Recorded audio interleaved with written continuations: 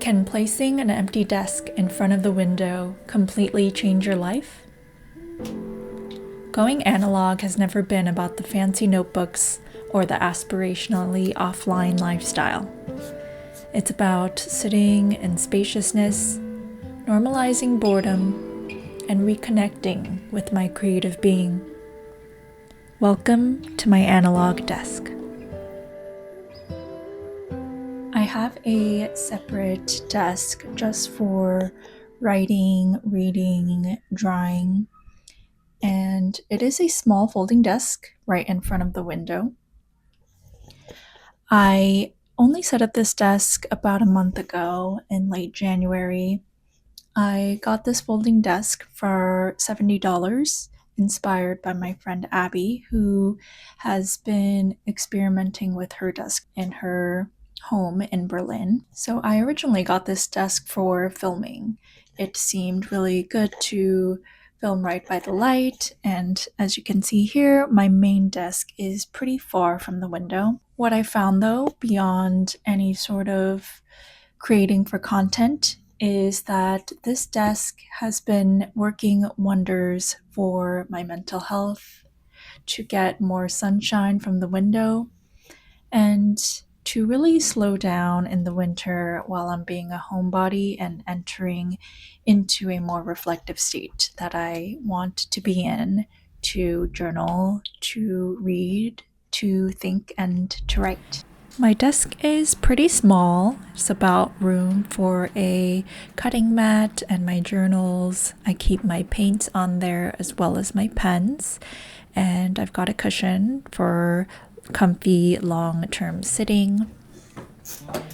I'll sit down, and once I sit, I really don't want to get up again. So I really try to have all of my materials nearby. So I've placed a cart to the left of me where I keep all of my stuff within reach. You'll see here I have markers, my journals, pens, glue sticks, stickers, colored pencils, index tabs. My whole journaling kit is here. I've got a thermal label printer that's just for storage, more stickers, ephemera, stamps, you name it. All of these I keep so that when I feel that I want something to experiment with, I'll go and get it. The most useful item on my analog desk is this clock, so that I don't have to look at my phone or my computer to tell the time.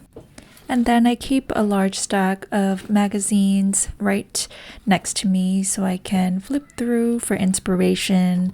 I often comb these for collage or adding ephemera to my journals. Or sometimes I'll open it and draw from the pages, like this Antique Life magazine that is full of such good hand lettering and inspiration. And lastly, I have my creative manifesto hung up on the wall next to me so I can remind myself what my practice really is about. I think about this Julia Cameron quote. She, in The Artist's Way, writes that we are always doing something. Talking, reading, listening to the radio or YouTube, planning what's next. The mind is kept naggingly busy on some easy, unimportant, external thing all day. That is truly the state that my nervous system is in most of the time. It's what it was the many years that I was multitasking while working in tech. And as soon as I sit down in front of the computer, that is exactly how I feel. Frazzled, doing many things, unable to focus. Now that I have a dedicated analog desk, my past analog desk, which is blocked by this plant here, has become my storage desk. I used to have it right by my work desk because it was convenient to turn around in my chair and get back to the computer. But that very convenience was actually its downfall because I found the allure of the internet, of a new notification, that pulled me out of any deep work or flow state that I wanted to cultivate. I used to avoid coming into my office space, my studio, at night.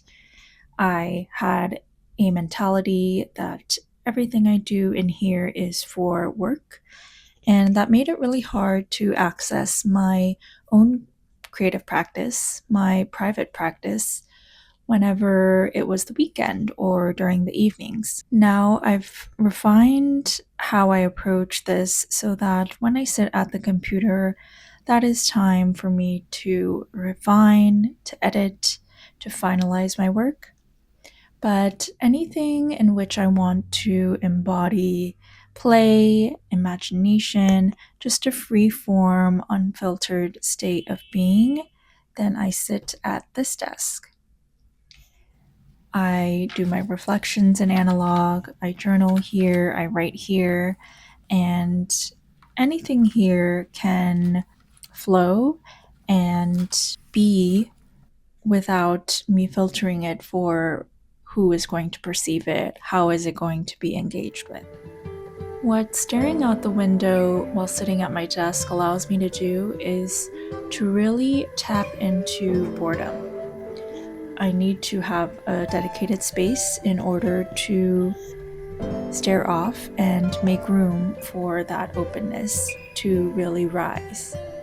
And when I sit in front of a computer, I don't give myself any room for that. My analog desk is my altar. It's a dedicated shrine to reflection and receptivity. Sitting down here signals to my body and mind that I'm shifting into an inward state. Whether I'm cutting ephemera for a journaling page or reading and taking notes, I'm committing to the act at hand. I come here in the morning before I open my computer or look at my email on my phone.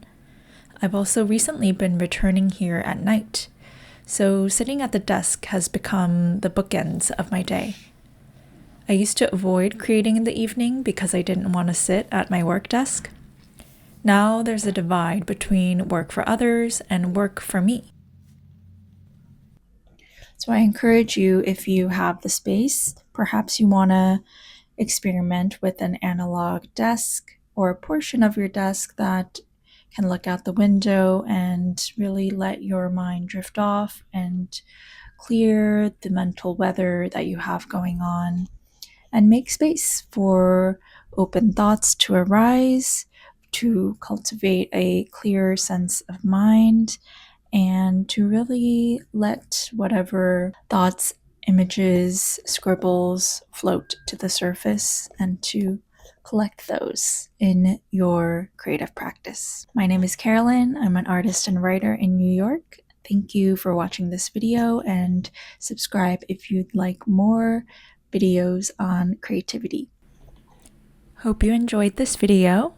This video is a collab between me and my good friend Abby C. She is a fellow artist, journaler, and YouTube creator based in Berlin. Go check out her video on her analog desk setup and how she's been using her desk for journaling and painting. Hope you enjoy.